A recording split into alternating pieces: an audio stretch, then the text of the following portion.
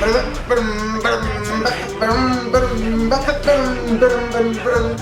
to Venom, the seasoning of the song for Venom. We now have a new song with Scarlet Ray, and Spider-Man's still not in it. What the hell are you? Venom.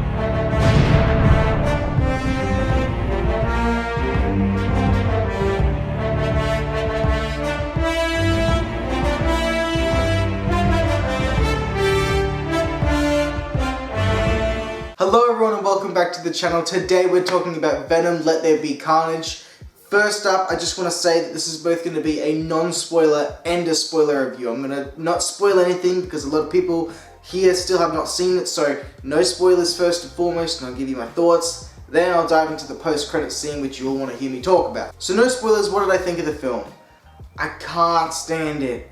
Some people very much, I love this, and they really love the campy aspect, and if this was not Venom and Morbius, then I would be completely cool with it. But this, for me, Venom is my favorite villain in all of fiction, because yes, the Joker is cool, he's probably number 2, and there's better stories with the Joker. Venom is just so wholly unique. There's no other villain like Venom, where it's the symbiote that has to bond to Peter first, then bond onto Brock, and only the symbiote and Brock together, two different entities, create Venom. Which is something that these movies can't seem to figure out. I don't have the first Venom movie here, and I don't have a review of it on my channel, so you're gonna get a little bit of that too. They seem to think the symbiote is Venom, and then Brock is just Brock, and Venom and Brock together create, well, it's them bonded together. No, it's a symbiote and Brock, then you get Venom. And by the way, remember in the first trailer when they couldn't even say symbiote, right? They don't know what they're doing. Now, I don't know what the hell happened during filmmaking. I know COVID stopped production at one point.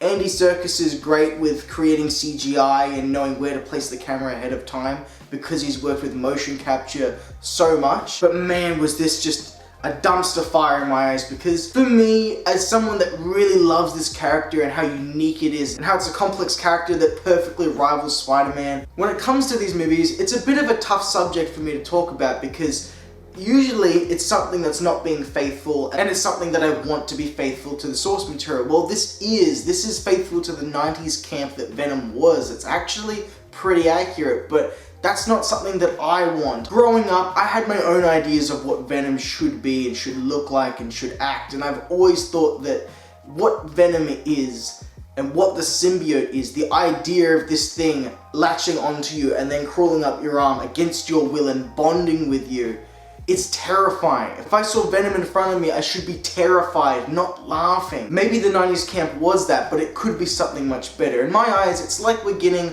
the Batman and Robin version of Venom, or we're getting the Jared Leto Joker when we could be getting Heath Ledger's interpretation. Venom is a property that has great potential for a horror film. I just think there's so much untapped potential with it, so when I see these movies, I'm very disappointed. When you don't have Peter in them, which is obviously a limitation with deals and money, it's getting out of control. They've rewritten deals, they've closed deals, deals are opening back up, we've got a multiverse on the way. But with that limitation, it's not even Venom, it's not the same character. Venom is only birthed out of hatred for Spider-Man. This is just an alien bonding with some guy, and it's a weird dynamic. But look, I've talked enough about Venom, my thoughts on Venom. It could be so cool. I'm sorry, I don't know how long this video has been already, because I haven't even talked about this new movie.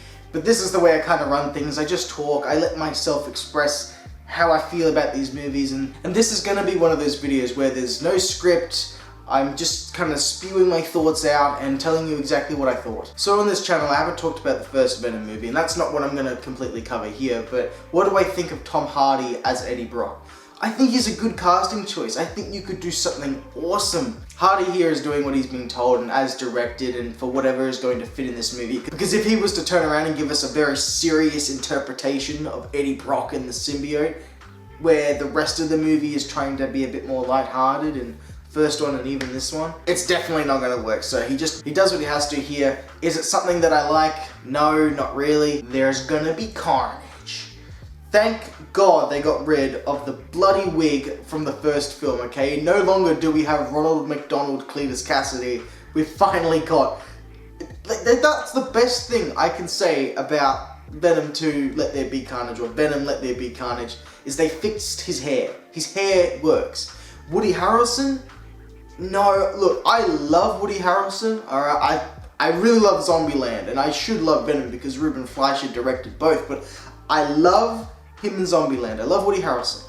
I love Carnage. Carnage is absolutely awesome. He throws babies out windows. That's the thing he does. Look it up, or you already know. Together? No way. They do not fit. Jesse Eisenberg would have been a better fit for Carnage. In my eyes, he's got to be lean and he's got to be unpredictable. It's a bit hard to say why, but Woody Harrelson just does not work, okay? I don't know. The casting director, John, what were you thinking? I remember the very, very early days of Spider-Man 4 possibly being a thing, and people were predicting Vulture would be the villain, which was going to end up being the case, but there was rumors of Lizard, there was rumors of even Carnage being a possibility, and those possibilities were Jim Carrey playing Carnage.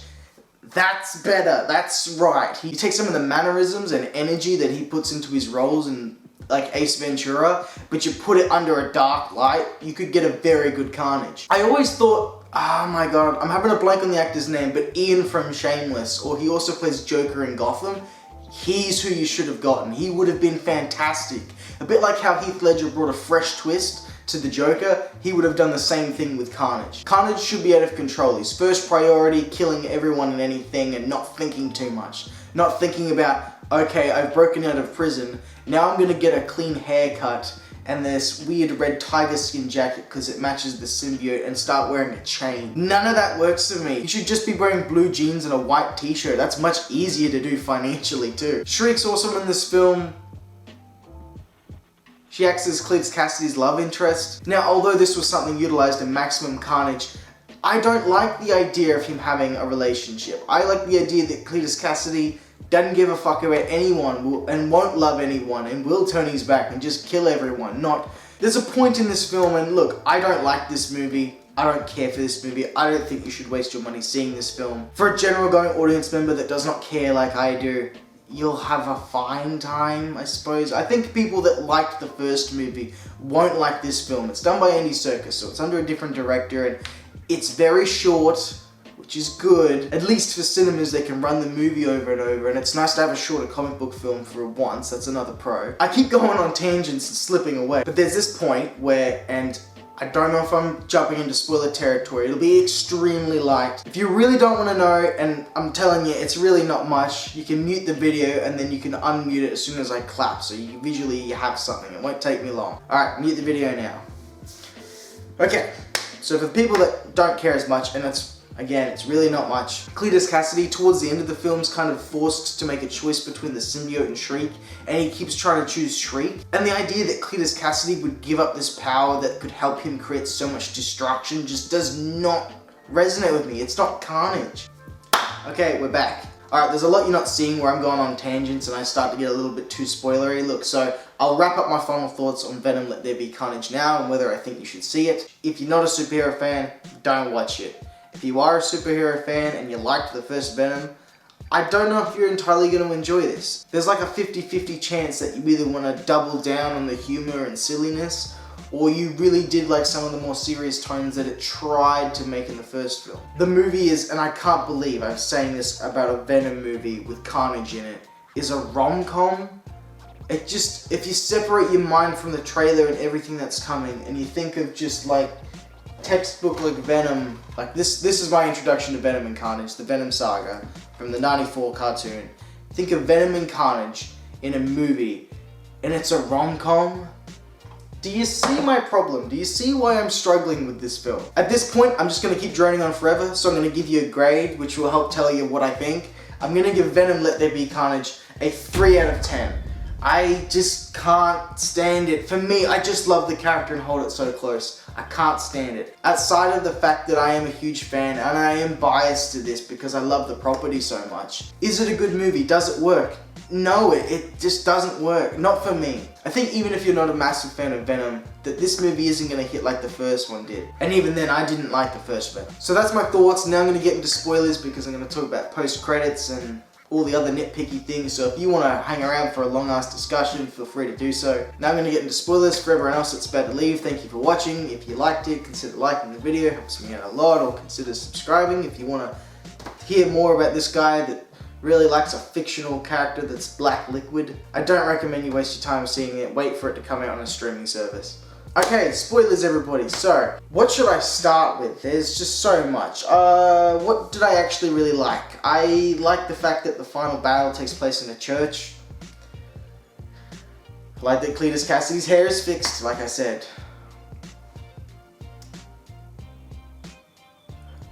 Yeah, that's about it. The movie lost me about 5 minutes in. I just can't do it. Alright, so yes, I said the movie's like a rom-com. This is a relationship film between Venom and Brock, or the symbiote. It's supposed to be the symbiote. I hate how it can visually talk like it's another person. It should be more of a thoughts in your head kind of thing. Again, this is just what my idea of Venom should be, and that's complete opinion. So in this film, they go through a breakup. Venom decides, you know what, I'm having a fight with you in the apartment, and now I'm going to smash your bike, and now I'm going to go out clubbing because I'm free now. I'm out of the Eddie closet.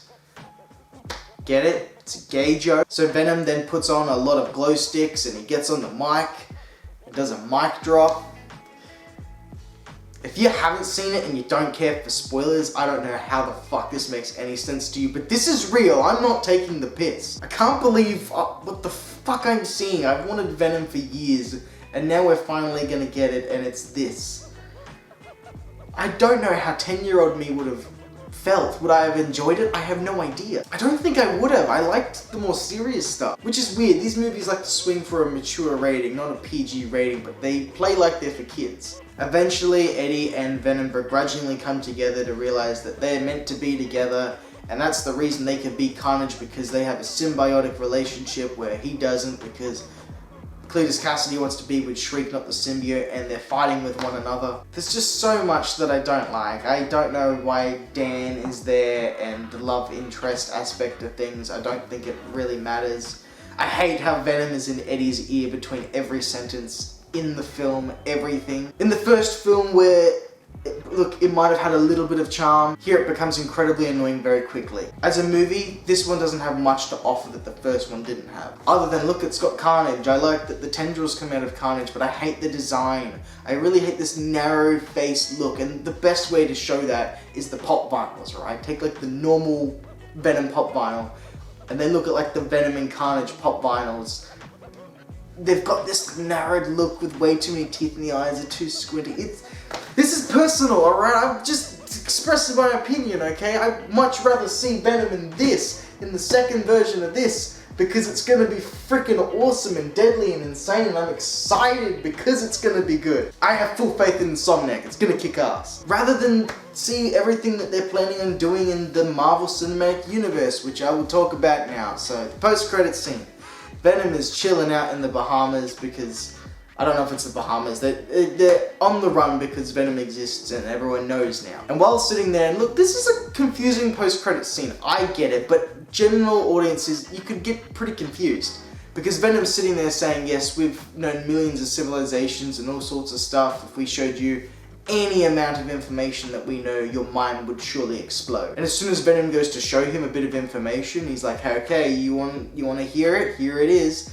Then everything switches around in some Doctor Strange-esque looking magic. And what is playing on TV? Spider-Man is Peter Parker. Tom Holland's Spider-Man is there on TV with J.K. Simmons as Jonah. They've somehow been brought into the MCU, and I think this is the exact same time as the spell is taking place in No Way Home, splitting and merging everything kind of together. But I can see how people would think that this is actually Venom somehow doing all this, but he is immediately confused with the world flipping around just like Brock is. I think the line's there to entail that he knows something about Spider-Man or past history with Spider-Man, and they're going to try and write it in some convoluted way that makes no sense because they already wrote themselves into a trap with the first film. It's just... So, look, Venom in the MCU. I don't like Tom Holland's Spider-Man. I don't. Do I like Tom Holland? I think he's a pretty decent actor. I think he can pull off some great stuff. His version of Spider-Man, it's the writing. The kid is given everything. Here's $1 billion suit. Yeah, that's relatable. That's something that would just happen to me. So you've got a Spider-Man I don't entirely enjoy. One that doesn't follow the great power with great responsibility. He gets the Edith glasses and almost kills someone on a school bus. He just gives the power away to Quentin Beck and he's not responsible. And yeah, maybe he'll be held responsible in the new movie. Well, that'll only last for 5 minutes. Like how Aunt May found out he was Spider-Man, but then it's just cool with it 5 minutes into the next movie. Man, this is like turning into a rant. Look, my point is, it's a Spider-Man I don't entirely enjoy. It doesn't feel like Spider-Man to me. Now we've got a Venom that isn't Venom to me. I don't entirely enjoy it. It's silly. The two of them together, something I'm not excited for. I don't know. I don't have much to say. I don't know whether it's going to be Spider-Man in a Sony movie or Venom will appear in the new No Way Home movie. It can be whatever at this point because Sony and Marvel's contracts are all like screwed and ending constantly and writing new ones. Apparently the idea of this Venom and Tom Holland conversing was Tom Holland's idea because the deal ended after Far From Home and he had no idea whether he was going to be Spider-Man anymore and wanted to stay Spider-Man. Which I get, I know, no one else wants another reboot. But ultimately, look, Venom, Let There Be Carnage, it's a disappointment. It's disappointing like the first movie. I didn't go into it thinking, oh, this is going to change everything. I knew what I was getting into and it's just not for me. I think that is the perfect way to sum it up. The movie's fine for casual goers, but as a Spider-Man fan, or what I want Venom to be, it's just not for me. So don't hate on anybody, don't spread any hate, don't go to Twitter and fucking complain.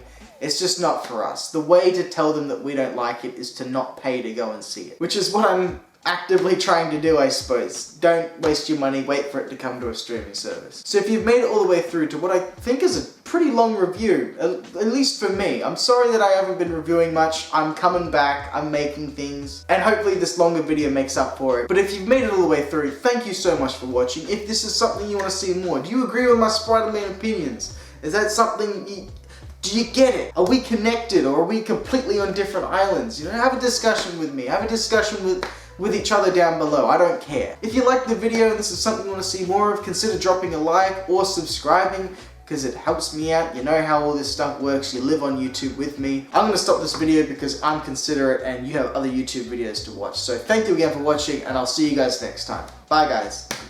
Set up Toxin in the third one, or maybe Tom Holland, because we don't know contractually how things are gonna go. But I'm gonna move my arms, cause I'm Venom and I have tendrils. Venom, I need a Venom. Yeah, Venom, yeah.